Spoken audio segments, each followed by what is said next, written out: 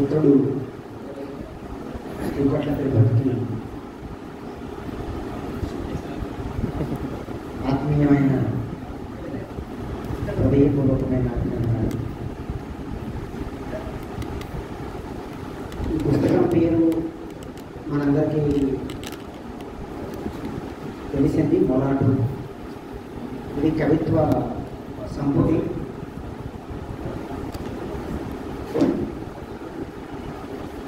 అయితే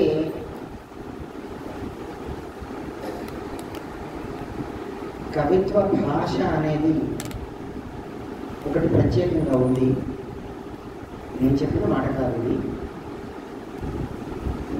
మనకి ప్రామాణిక భాష అన్నది అందరికీ తెలుసు, స్టాండర్డ్ లాంగ్వేజ్ అని అంటారు. దాని మీద చాలా వాదోపవాదాలు ఇవాటి నుంచి కాదు, మొదటి నుంచి ప్రపంచవ్యాప్తంగాను తెలుగు సీమలో కూడా మరింత ఎక్కువగాను ఒకటి ప్రామాణికం ఎందుకు అవుతుంది, మరొకటి అప్రామాణికం ఎందుకు అవుతుంది. అన్ని భాషలు, అన్ని యాసలు, అన్ని మాండలికాలు, అన్ని మాటతీరులు, అన్ని అభివ్యక్తులు సమానమే కదా అన్నటువంటి ఆలోచన బలంగా చేసిన వాళ్ళు తెలుగు వాళ్ళు. అయితే మనందరికీ తెలిసిన విషయమే, ప్రామాణిక భాషలోనే ఇప్పుడు నేను మాట్లాడుతున్నాను. తెలంగాణ వాడిన ఇవన్నీ కూడాను పత్రికల్లో చదివేది కూడా ప్రామాణిక భాషే. సాధారణంగా ప్రసార మాధ్యమాల్లో కూడా మనం పత్రిక అంటే ఆ ప్రామాణిక భాషలోనే అట్లా అలవాటు పడ్డాము. అయితే ఒక పాశ్చాత్య విమర్శకుడు ఏమంటాడు కదా అంటే, కవిత్వ భాషకు ఒక పని ఉంది అని చెప్తాడు ఆయన. కవిత్వ భాష యొక్క పని ఏమిటి అంటే ప్రామాణిక భాషను భగ్నం చేయడం అంటాడు. అంటే పాజిటివ్ దృక్పథంతోనే చెప్పాడు ఆయన. కవిత్వ భాష, ప్రామాణిక భాష రెండు వేరు. కవిత్వ భాష యొక్క పని ఏమిటి అంటే, కార్యక్రమం ఏమిటి అంటే ప్రామాణిక భాష యొక్క పద్ధతిని, ఆ ప్రణాళికని భగ్నం చేయడం. కానీ ఆ భగ్నం చేయడం అనేది ఒక పద్ధతి ప్రకారం ఒక ప్రయోజనం కోసం జరగాలి అంటాడు. అంటే విధ్వంసం రీతిలో జరగకుండా, ఇప్పుడు నేను ప్రామాణిక భాషలో మాట్లాడుతున్నాను, మనం ప్రామాణిక భాషలో వింటున్నాము, మన వ్యవహారాలన్నీ కూడా భాషా వ్యవహారాలు మనం ప్రామాణిక భాషలో జరుపుకుంటున్నాము. ఇట్లాగే మాట్లాడితే ఇట్లాగే మన భాషా వ్యవహారం ఉంటే కవిత్వం కాదు. కవిత్వానికి ఒక ప్రత్యేకమైన భాష ఉంటుంది అన్నాడు ఆయన. అని తెలంగాణ మాండలిక కవిత్వం మీద ఎంపిల్ చేసినటువంటి పరమాత్మనేనా ఆయన ఏమన్నాడు కదా అంటే, మొదటి నుంచి తెలుగు కవిత్వం, 3 ప్రాంతాల తెలుగు కవిత్వం చేసిన పని ఏంటంటే, నన్నయ్య కాలం నుంచి లిపిబద్ధమైనటువంటి కాలం నుంచి చేసిన పని ఏంటంటే, అది కొంతకాలం కాగానే ఈ కవిత్వ భాషను తరువాతి తరం వాళ్ళు దీన్ని కూడా మార్చుతున్నారు. అంటే ప్రామాణిక భాష కన్నా విభిన్నంగా, విలక్షణంగా కవిత్వ భాష ఉండవలసిందే. కవిత్వ భాష కూడా ఎప్పుడు తెలుగులో కాదు ఇతర భాషల్లో కూడా మూసలో పోసినట్టుగా లేదు, మారుతూ వస్తున్నది. ఈ మార్పులన్నీ తెలుగు వాళ్ళు స్వీకరించారు. పెద్ద గొడవ జరిగాయి కూడా. ఇప్పుడు ప్రతాపరుద్రీయాన్ని రాసినటువంటి అదే కదా ప్రతాపరుద్రీయం నాటకం వేదం వెంకటరాయ శాస్త్రి గారు, ఆయన ప్రతాపరుద్ర చరిత్ర పాత్రోచిత భాషను మొదట ప్రవేశపెట్టాడు ఆయన. అంటే ఎంత చిత్రంగా ఉంటుంది అని అంటే, నాటకంలో మొట్టమొదట వేదం వెంకటరాయ శాస్త్రి గారు పాత్రోచిత భాషను ప్రవేశపెట్టారు. అంటే ఎప్పుడు దేవతలు మాట్లాడేటువంటి భాష, లేకపోతే రాజులు మాట్లాడే భాష, రాణులు మాట్లాడే భాష, ఎలైట్ పీపుల్ మాట్లాడే శిష్ట వర్గాల భాష మాత్రమే ఉన్నది. అది డెమోక్రటిక్ ప్రాసెస్ కాదని వేద వెంకటరాయ శాస్త్రి గారు ఏం చేశారంటే, మొట్టమొదట పాత్రోచిత భాష అని ప్రాకృతాన్ని ప్రవేశపెట్టారు కొన్ని పాత్రలకు.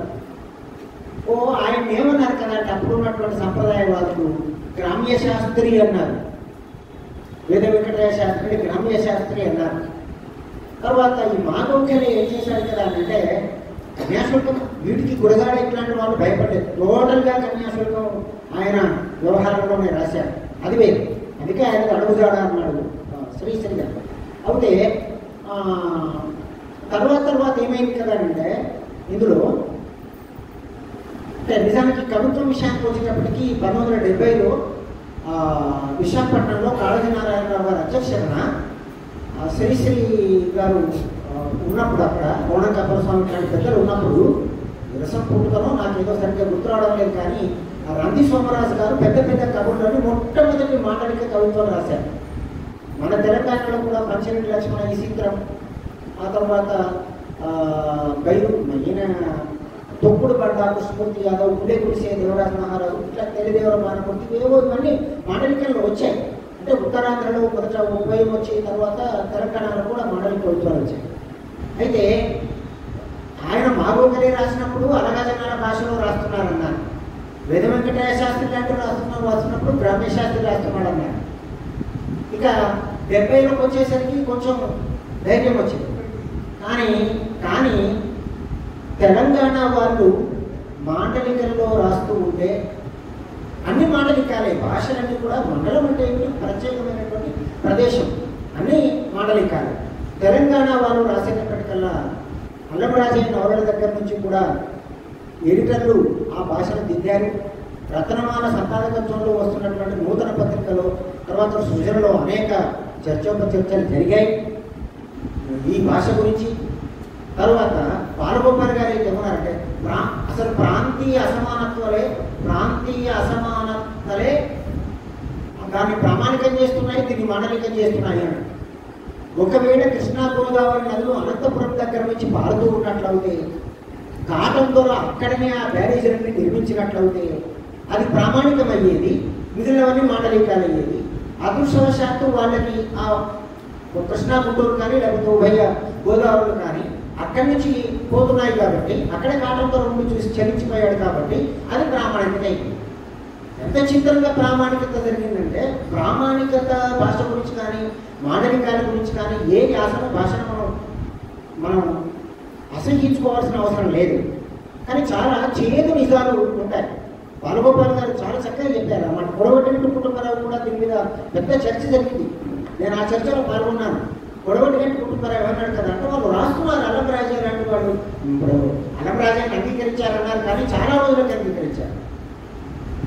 ఇప్పటికీ అంగీకరించడం లేదు. కరీంనగర్ నుంచి నిన్న మొన్న ఒక పిల్లవాడు అత్యుత్సాహంతో జీవత్ భాషలో, మాండలిక భాష ప్రామాణిక భాష తెలంగాణ భాష అనడం కన్నా జీవత్ భాష అనడం నయం. ఎవరి భాష వాడదు జీవత్ భాష. మాండలిక జీవత్ భాషలో రాస్తే హైదరాబాద్లో ఉన్న ఒక పెద్ద మనిషి దగ్గరికి వెళితే, ఈ కవిత్వం ఎవరికైనా అర్థమవుతుందా, మీకు ఎవరు రాయకని చెప్పలేదా అంటాడు. అంటే చేరా దగ్గర నుంచి కూడా మాండలిక భాషలో కవిత్వం రాయవచ్చు అన్నాడు. కొడవటిగంటి కుటుంబరావు గారు కూడా దాన్ని మనం అప్రామాణిక భాష అనకూడదు, వాళ్ళు రాయని ఇద్దామని అన్నారు. పెద్ద చర్చ జరిగినప్పుడు మాకు అర్థం కావడం లేదు అని అన్నారు. మాకు అర్థం కావడం లేదా? ఎంతమంది చదువుకున్నాం, మనము భావశాస్త్రం చదువుకున్నాం కదా. ఇప్పటికీ నామిని సుబ్రహ్మణ్యం నాయుడు గురించి నేను 2 ఏళ్ల కిందట ఆయన కథలన్నీ చదివి ఒక్క కథ గురించే నేను ఒక వ్యాసం రాశాను. ఇప్పటికీ శ్రీరామ్ గారు వెంకట గౌరవ నాయుడు పుస్తకం ఇచ్చేస్తే అది మొత్తం చదివి నాయుడు గారితో మాట్లాడాను. నిన్న కాక మొన్న నేను 350 పేజీల మాహే అంటే మయ్యడి అంటారు మలయాళం, ఆయన ఎమ్ముకుంది. కేరళ సాహిత్య అకాడమీ అవార్డు అంటే సెంట్రల్ సాహిత్య అకాడమీ అవార్డు, 22 నవలలు రాశాడు, 400 కథలు రాశాడు. ఆ నవల తెలుగులో కన్వాదం అయితే దాన్ని నేను రివ్యూ చేస్తే తప్ప ప్రింట్ చేయను. దాన్ని రివ్యూ చేశాను. 350 పేజీల నవలను రివ్యూ చేస్తే ఆ ముకుందన్ గారు మయ్యడి ప్రాంత ఊరి భాషలో రాశాడు. ఇంటి భాషను, ఊరి భాషను, మాండలికాలను, సరిహద్దు మాండలికాలను, స్థల మాండలికాలను, అన్ని మాండలికాలను నెత్తిన పెట్టుకోవలసిందే. ఇది ప్రజాస్వామ్య దృక్పథం. అన్ని భాషలు ఒకటే అనుకున్నప్పుడు మనలో ఆ భావ సమైక్యత అనేది ఏర్పడుతుంది. కనుక ఇది పెద్ద చర్చనీయాంశమైంది, అందుకని చెప్తున్నాను. కానీ ఒకట్ల నిజంగా ఎన్నాళ్ళ తర్వాత అంటే నాకేమిటంటే రొటీన్ బతుకు నచ్చదు. మీరు ఎప్పుడు నన్ను ప్రామాణిక భాషలోనే నవలలు చదవాలంటే నా వల్ల కాదు, మలయాళంలోనే ఉన్న నవలలు చదవాలంటే నా వల్ల కాదు. కాసేపు నిన్నగా దాకా పంజాబీ విశ్వంపరకు అయినా మలయాళం విశ్వంపరకు ముందు మాట రాసిన ప్రపంచ పనులకు తెలుగు ప్రపంచ పనులకు చిన్న వ్యాసం రాసుకుంటున్నాను. నాకు ఈ రొటీన్ బతుకనేది ఎవరికీ మంచిది కాదు. మీకు కూడా ముఖం కొడుతుంది, ఈ తెలంగాణలో ముఖం కొడుతుంది అంటారు, ముఖం కొడుతుంది అంటారు. ఈ ముఖం కొడితే మంచిది కాదు. అది నవనవోన్మేషంగా ఉండాలి, కొత్తగా ఉండాలి, గొంగురత్తగా ఉండాలి. అందుకని మనం ఒకసారి కూకట్ల పోయిట్రీ చదివితే రియల్లీ మొలాటు ఐ ఎంజాయ్డ్ ఇట్. నేను బిఎస్సి సెకండ్ ఇయర్లో ఉండగా ఏది మన పుణ్యభూమి కళ్ళు హేక్మి విత్ మా లైబ్రరీలో తీసుకొని, హై స్కూల్లో తీసుకొని నేను బిఎస్సి చేస్తున్నాను. కర్నూలులో చదివాను. నేను 79లో కొల్లూరులో పనిచేస్తూ ఉండగా సొమ్మరపోనాయ స్వాతిలో వస్తే, సొమ్మరపోనాయ మీరు పత్రికలో స్వాతి పత్రికలో గీకి పారేసిన రాసి పారేసిన సొమ్మరపోనాయండి మేము చదివామండి అని ఇట్లా ఒక ముందు నా అభిప్రాయం రాస్తే అది వాళ్ళు స్వాతి పత్రికలో వేశారు. బాగా ఇష్టం నాకు భాషలు, భాషల వాళ్ళు కూడా బాగా ఇష్టం అయినప్పుడు తెలంగాణ భాషను నేను మరీ ఇష్టపడతాను కదా. ఎందుకు ఇష్టపడతాం మనం తెలంగాణ భాషను? ఎందుకు ఇష్టపడాలి మనం తెలంగాణ మాడలికాన్ని అంటే, కూకట్ల లాంటి వాళ్ళు ప్రజలు అందరూ కూడా ఉన్నారు. వాళ్ళు ఎంత మంచి భాషను రాస్తున్నారంటే నేను కొన్ని విషయాలు చెప్తాను. అంటే ఆయన నేను ఇవాళ అంటే ఒక మర్చికి ఏం చేశాను కదా అంటే, శబ్దరత్నాకరంలో ఏదో ఒక పేజీ తీశాను. 1131 పేజీలు ఉన్న శబ్దరత్నాకరాన్ని నేను ఎన్నిసార్లు చదివాను, మీరు కావలిస్తే మా ఇంటికి వచ్చి ఆ పుస్తకాలు చూడండి. అది ఎన్ని గీతలు ఉంటాయో ఎన్ని రాతలు ఉంటాయో చూడండి. ఎన్నోసార్లు చదివాను, దానివల్లనే జ్ఞాపకంలో వచ్చింది. అయితే ఏదో 31 పేజీ వచ్చింది. అది రాగానే అందులో ఏముందంటే అరసున్నా ఉన్నది ఒకసారి చూద్దాం అనుకున్నాను. అందులో ఏముందంటే అనగు అని ఉంది. అన తర్వాత అరసున్నా పెట్టి గు అని ఉంది, అనగు అని ఉంది. అయితే చూద్దాం ఇది ఏంటి అంటే దాంట్లో దానికి ఇచ్చి ఆరోపం ఉంటుంది కదా, పద్యంలో ఉన్న ఆరోపం ఉంటుంది కదా. పద్యంలో ఏమున్నదంటే అది హరివంశంలోనిది, అనంగు అని ఉంది. ఈ మహానుభావుడు అనగు అని పెట్టి నా దగ్గర అరసున్నా పెట్టాడు. ఏం రోగం అంత పెద్ద ఆయన సార్ 25 ఏళ్ళు కష్టపడి, మీరు 6 నెలలే రాశారు తెలంగాణ పదకోశం, 25 ఏళ్ళు కష్టపడి జీవితకాలం అంతా వెచ్చించి శబ్దరత్నాకరణ రాశాడు. ఇప్పటికి కూడా అదే ప్రామాణికంగా అందరూ అంగీకరిస్తున్నారు కదా అని అంటే, నిఘంటు కర్తలకు ఉండవలసిన లక్షణం ఏమిటి అంటే, ప్రజలు కానీ గ్రంథాల్లో కానీ ఎట్లా ఉంటే అట్లా ఉండాలి. పెండ ఉందనుకో, పెండ రాయాలి. కానీ మా ప్రాంతాల్లో పెండ అన్నారు, నాకు పెండ తెలియదు కాబట్టి నేను పేడ అని రాస్తాను అని చెప్పి ఆ పే దగ్గర మళ్ళీ ఒక ఆలోచన పెడితే ఏమది పద్ధతి కాదు కదా. అది లెక్సికోగ్రాఫర్ అనుసరించవలసినటువంటి లక్షణం కాదు. ఫస్ట్ లెక్సికోగ్రాఫర్ బహుశా ఆయన ఎడిసన్ అనుకుంటాను, అది లక్షణం కాదు. పెండ ఎన్నము ధేనువు మూత్రము అని అమిశాసనిక కర్మంలో తిక్కన అన్నాడు. ఏం పెండ ఎందుకు రాయు? తిక్కననే అన్నాడు కదా, తిక్కననే అన్నాడు కదా. మొన్న చాలుమాసి అనే ఒక పదం తిక్కనది జీవి పూర్ణచంద్ర గారు అందులో డిస్కస్ చేస్తున్నారు. ఆయన బాగా తెలిసినవాడు. మనకు తెలిసింది ఏంటంటే, ఈ తురుష్క ప్రభువులు వచ్చిన తర్వాత మన భాష మారిపోయింది కదా. తిక్కన వాడిని మొట్టమొదటి నాణ్య కాలంలో ఉర్దూ లేదు, ఏదో గాడీలు గాడిల మీద చాలా చర్చ జరిగింది, కానీ అది కాదు. అయితే దాని తిక్కన కాలంలో చాలుమాసి అని ఉంది. దానికి ఏదో అర్థం రాశాడు ఆయన. అంటే ఆ అర్థం పొసగుతున్నది కానీ పూర్తిగా సరిపోదు. అదే కూకట్ల రాసిన దాంట్లో చారుతనం అని ఒకటి ఉన్నది. చాలుతనం, చారాతనం అంటారు కదా, చాలుబాసితనం అంటారు కదా. చాలుబాజే చాలుమాసి తిక్కన. తిక్కన కూడా ఉర్దూ పదాన్ని వాడాడు. త్రాసు అన్నాడు, తరాజు అనేటువంటి పదాన్ని త్రాసు అన్నాడు. అంటే శ్రీనాథుడు అయితే అనేక పదాలు వాడాడు, ఉర్దూ, ఫారసీకు, అరబీ పదాలు వాడాడు. కనుక మనము ఎవరమైనా కానీ మొట్టమొదట మన సంతోషాన్ని కానీ శోకాన్ని కానీ నిజంగా ఆయన ఎంత రంధీల పడ్డాడు అంటే, ఎంత బెగ్గటీల పడ్డాడు అంటే, ఎంత దిగ్బసీల పడ్డాడు అంటే, రంధి అనేది ఏమిటి? ఉర్దూ పదం. దాన్ని ఏం చేసి నేను ఇప్పుడు గుర్తుకొచ్చాను. పోతన మాపట్టించి మాపటిల్లి అన్నాడు. దానికి మళ్ళీ మీరు ఒకసారి చూడండి, సూర్యరాజు నిఘంటువులో కూడా మాపట్టించే దగ్గర క్వశ్చన్ మార్క్ ఉంటుంది. నాయన ఇదే పద్ధతి, రేపు మాపు మాపటించి దగ్గర క్వశ్చన్ మార్క్ ఉంటుంది. మాపటించి అంటే అతిథి ఎప్పుడైనా కానీ, రేపు వచ్చినా మాపు వచ్చినా కానీ, మా ఇల్లాలేదో అన్నం పెడుతుందని ఉంటుంది. అక్కడ క్వశ్చన్ మార్క్ పెడతారు. మాపటించి అని, మాపటిల్లి, మాపటించి, బెంగటిల్లి ఇవన్నీ ఒకటే. శోభిల్లు సప్తస్వర ఏదో త్యాగరాజు కీర్తన గుర్తుకొస్తుంది. కాబట్టి శోభించడం శోభిల్లడం ఒకటే, శోభిల్లు శోభించు ఒకటే. అట్లే వెంకటిల్లు దుఃఖశీలు గొడవ గొల్లెత్తుకుంటాడట. దూరగిల్ల వాడాడు అంటాడు మన దేవేంద్ర లాగానే. నన్నయ్య వాడాడు దూరగిల్ల పడడం, దూరగిల్ల పడు అనేది నన్నయ్య వాడాడు. విన్నారు? ప్రామాణికత వీటిలో ఎట్లా ఉంటుందంటే, ఒక పెద్ద మనిషి ఏమంటాడంటే, ఆ ముచ్చట చెప్పాలి నేను, సల్లబుడ్డి అని మన నిర్మల చెప్పింది. ధూపకు సల్లబుడ్డి. ధూప కూడా అంతే, దాహం ఎంత కరెక్టో ధూప కూడా అంతే కరెక్ట్. దాహం అంటే ఏమిటి? మంట. దాహం అంటే మంట, దహనం చెందింది. దాహం సంస్కృత పదం. ధూప అంటే ధూపు.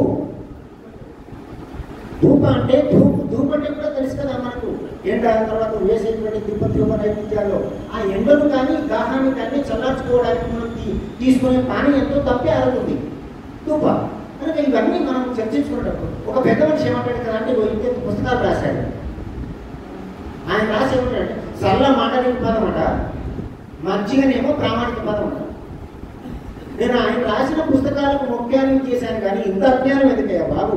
మీ దగ్గర సల మాట్లాడకపోతే మధురానగర్, ఒకవేళ మజ్జిగనే ప్రామాణిక పదమైనట్లయితే మధురానగర్లో మజ్జిగమ్మ పోదు అని ఎటువంటి తిరగాల్సి ఆనందమైన రాగంలో జగన్ రాసేవాడు కదా.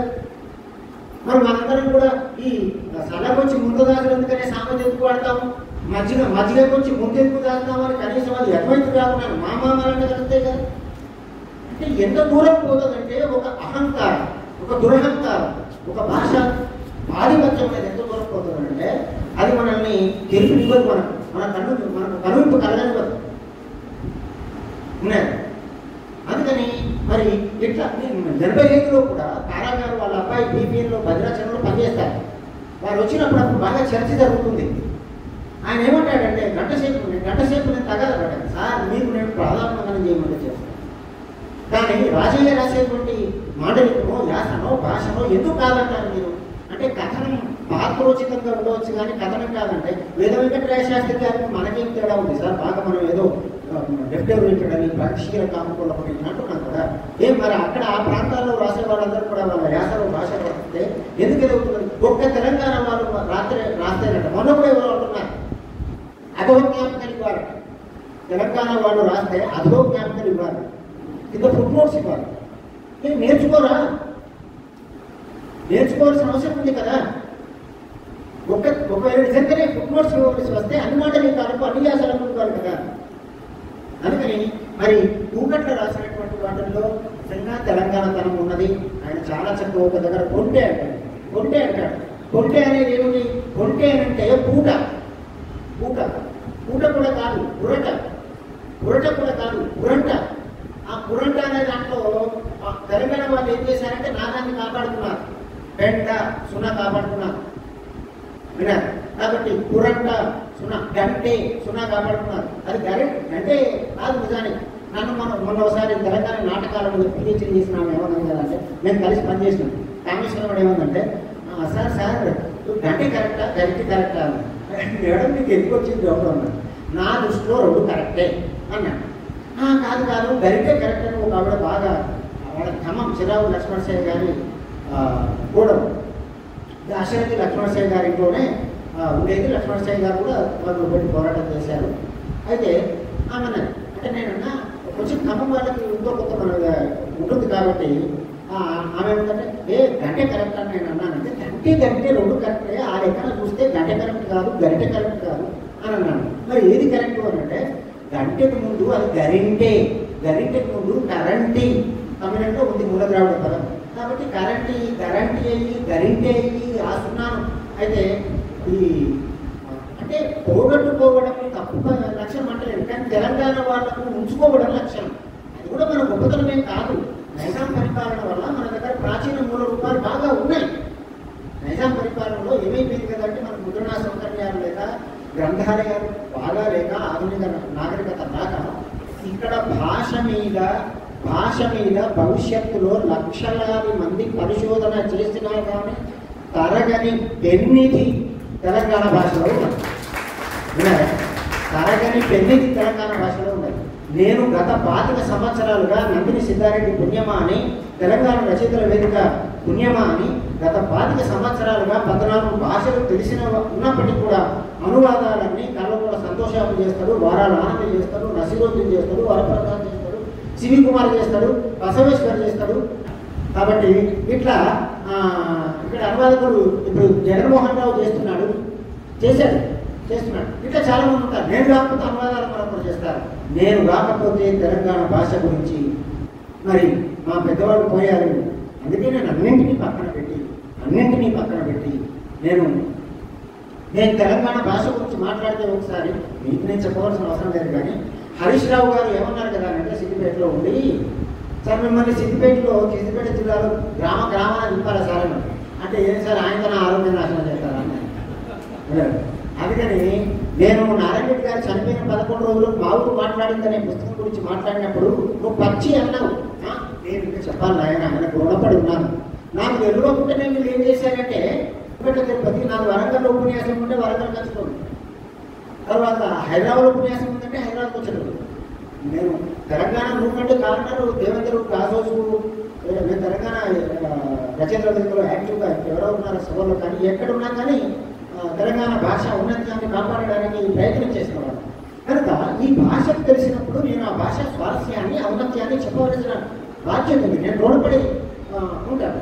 అందుకని ఇది ఇప్పుడు ఒక విషయం, ఇప్పుడున్నటువంటి తెలుగు భాషా చరిత్రలు, ఇప్పుడున్నటువంటి తెలుగు వ్యాకరణాలు, ఇప్పుడున్నటువంటి తెలుగు సాహిత్య చరిత్రలు అన్ని అసమగ్రమైనవి.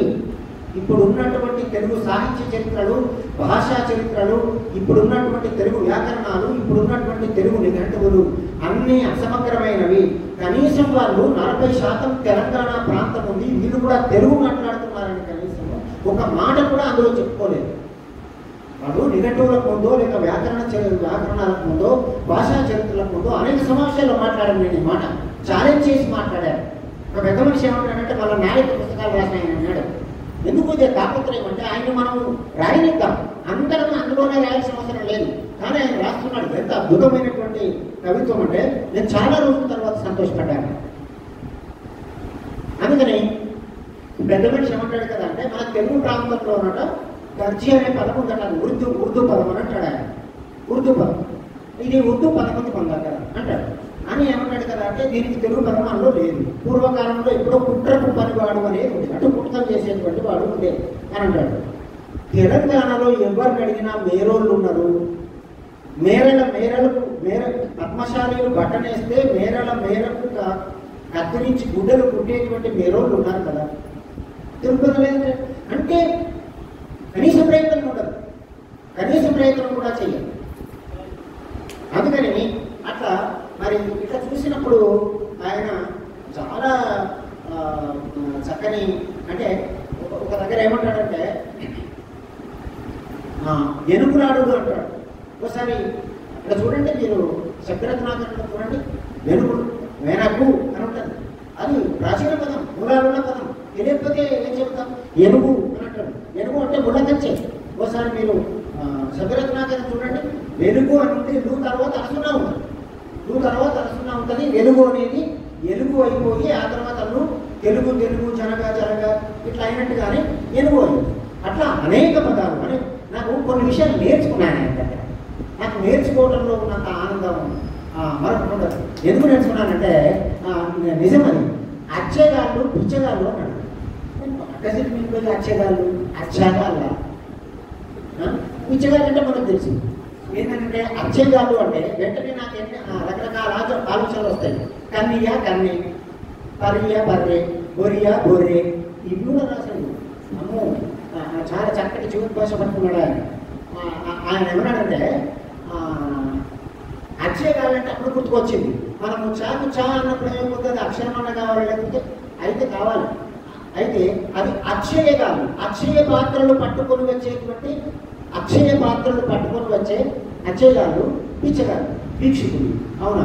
ఆ పక్షి అనే పదం కూడా పడతాడు. నారాయణ రెడ్డి గారు కూడా ఏమన్నాడు కదా అంటే పక్షి అనే దానికి వాడు పాట పాడరా నాయన అని బసల పోషమ్మ మనమని అడిగితే వాడు పాడతాడు, వాడు సిగ్గుపడి పాడతాడు, ఈయన దూరంగా పోయి పాడతాడు. తెలంగాణలో బాగా సిగ్గు, బాగా సంకోచం.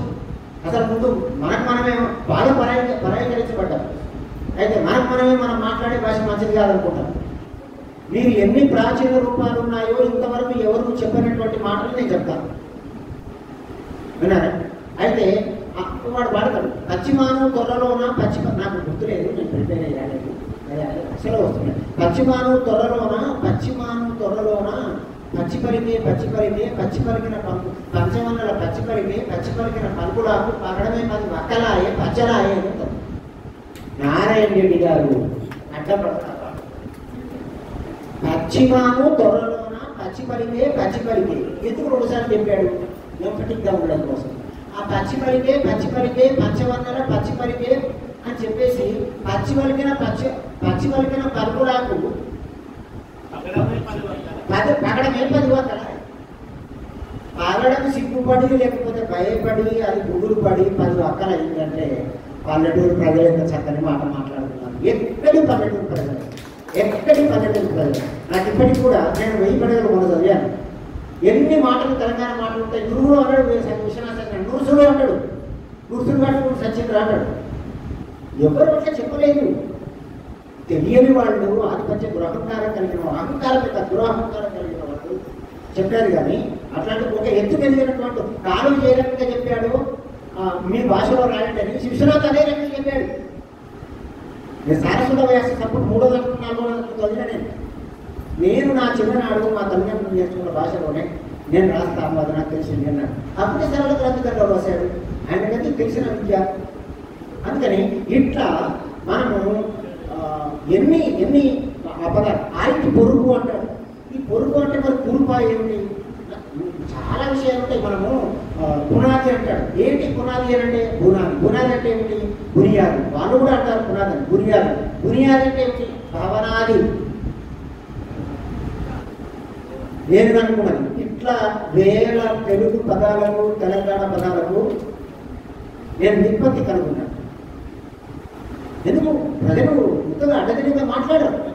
ఆ దాన్ని పట్టుకున్నాడు, ఆ జీవనాడు దొరికించుకొని ఎంత చక్కగా పూర్ణ అనుస్వారాన్ని పట్టుకున్నాడు. అంటే పొట్టే ఒకటే కాదు, బాంఛ బతుకు అంటాడు. అంటే పూర్ణ అనుస్వారాన్ని ఆంధ్రులు ఏమో దాన్ని పోగొట్టుకున్నారు. ఇప్పుడు ఒక ఉదాహరణ చెప్తాను. మనం వచ్చిండు అంటున్నాం కదా, రాయలసీమ వాళ్ళు వచ్చినాడు అంటున్నారు, అందరూ తెలిసిందే. కానీ వాళ్ళు వచ్చాడు అంటున్నారు. 3 కరెక్టే అందులో అన్నారు. కానీ ఇందులో ఎవరైనా ఒకరు పేచి పెట్టుకొని నాదే గొప్పది అని అన్నప్పుడు ఇబ్బందులు ఉంది. అందులో వచ్చాడు వాళ్ళు పేచి పెట్టుకొని వచ్చిందంటే అంటే ఆ వచ్చాడే తప్పు. ఎందుకంటే అది మొదట వచ్చినవాడు, వచ్చి ఉన్నవాడు, తదర్థంతో వచ్చినటువంటి ఉతకాలిక క్రియతో కలిసిన వాడు, అది కలిసిన ఏర్పడినటువంటి క్రియాపదం. నేను చెప్తున్నది కాదు, తెలుగు భాష చరిత్ర చదవండి ఒకసారి. అది వచ్చినవాడు, వచ్చినవాడులో నా ఉంది, వచ్చినవాడులో నా ఉంది, వచ్చినాడులో నా ఉంది, వచ్చిడులో ఉంది. వచ్చాడులో ఉందా? లేదు. తెలుగు భాష స్వరూపం ఏమిటంటే నకారం ఉంచుకోవటం. తెలుగు భాష స్వరూపం ఏమిటంటే నేను అనేక సభల్లో చెప్తూ ఉంటే మళ్ళీ మన ఊర్లో నేను అన్నవరం అక్కడికి ఎక్కడికో వెళ్ళాం. మనం పోతున్నప్పుడు కొమర్రాజు వెంకటరావు గారు శనిజయంతికి పోతున్నప్పుడు తెలుగు భాషా తత్వం చదివాను. అమ్మ తోడు నేను ఆయన అంతకుముందు చదవలేదు. నేను చెప్పిందే అందులో ఉంది, నేను చెప్పింది కాదు. ఆయన చెప్పిందే ఇంట్లో ఉంది. కాదు, ఆయన చెప్పింది కాదు. ఆయన స్వతంత్రంగా ఆలోచించాడు, వీడు స్వతంత్రంగా ఆలోచించాడు. ఎప్పుడైతే మనం పెరుసుబారిన మెదళ్లతో, మొద్దుబారిన మెదళ్లతో, పూర్వ నిర్ధారణలతో గతానుగతికంగా ఆలోచిస్తామో మనం మెదడు ఎదగదు. అది ఏ సిద్ధాంతమైనా కానీ, అది రైట్ సిద్ధాంతము, భాస్కర్ సిద్ధాంతము, లేకపోతే కూకట తిరుపతి సిద్ధాంతము, లేకపోతే లెఫ్ట్ సిద్ధాంతము, మనము కొంతకాలం ఆలోచిస్తాం. అట్లా ఆ తర్వాత మన సృజన శక్తిని కోల్పోకూడదు, ఇన్నోవేటివ్గా ఆలోచించాలి. అందుకని అట్లా అనేక పదాలు, తమిళానికి కన్నడానికి దగ్గర ఉన్నటువంటి పదాలు, అనేక ప్రాచీన మూలాలు కలిగినటువంటి పదాలు ఆయన బాంఛ అంటాడు. అంటే ఈ గుణం ఎట్లుంది కదా అంటే తెలంగాణకు నిండుసున్నాను కాపాడు తెలుగు భాషకే ఉంటుంది. అన్ని తెలుగులు ఒకటే. అయితే తెలంగాణ వాళ్ళకి చెప్పాను, ఏదో మొరగాలని చెప్పడం లేదు. నిజాం పరిపాలన వల్ల ఇక్కడ సున్నా తగ్గించుకున్నాం మనం, ఆ నాదాన్ని కాపాడుకున్నాం మనం.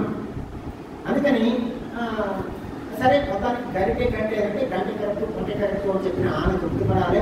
ఏది కరెక్ట్ కాదు, కానీ కాకపోతే నిజం అనేది, నాదం అనేది అందులో ఉంటుంది. కంటే కొంటే ఇప్పుడు కళ్ళు అంటే మంచిగా అనిపిస్తుందా, కళ్ళు అంటే మంచిగా అనిపిస్తుందా, కళ్ళు అంటే మంచిగా అనిపిస్తుందా?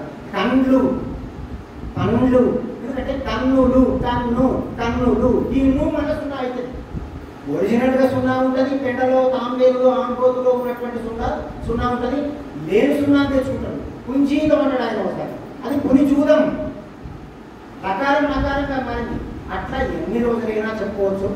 నేను 10 పుస్తకాలు తెలంగాణ భాషలో రాశాను, 100 ఉపన్యాసాలు చేశాను, 100 వ్యాసాలు ఉన్నాయి, పుస్తకాలు వేసుకోలేదు, పత్రికల్లో వచ్చినవి. కనుక ఇది జీవభాష, ఎవరి భాషను వాళ్ళు ఆరాధించాలి, ప్రేమించాలి, ఆ భాషలో రాయవలసిన అవసరం ఉంది.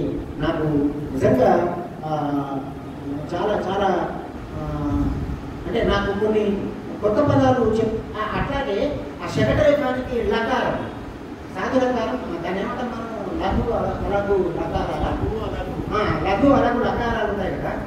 దీన్ని ఎంత చక్కగా పల్లె ప్రజలు ఎంత మెయింటైన్ చేస్తారంటే, నేను 34 ఏళ్ళు చదువు చెప్పినా నాకు ఆలోచన రాలేదు, మాకు వేడప్పుడు రాలేదు. ఏ తెలుగు పండితులు రాని ఆలోచనలు అంటూ కూడా పల్లెటూరు ప్రేరకు వస్తాయి. వాళ్ళు ఏమన్నా తెలుసా, ఈ వేడ అనగానే మనం ఏం చేస్తాం, వేప అనగాన్ని యాప చేసుకుంటాం. కాబట్టి వేడ అనగాన్ని వాళ్ళు ఏం చేసిందంటే ఆ లా అనేదాన్ని వాళ్ళసారి ఇలా ఇలా అని అన్నది కావచ్చు, అది పలకడం శాతం కాలేదు. ఏది అంతా కొనలేదు సార్ అని చెప్పి ఏం చేశారు, యాళ్ళ ముందుగా యాళ్ళ లేదు, పాల లేదు, వేరే పాడ కాదు, ఇట్లా యాళ్ళ కమాన రావాలి, ఆ లాని అట్లా చేశారు.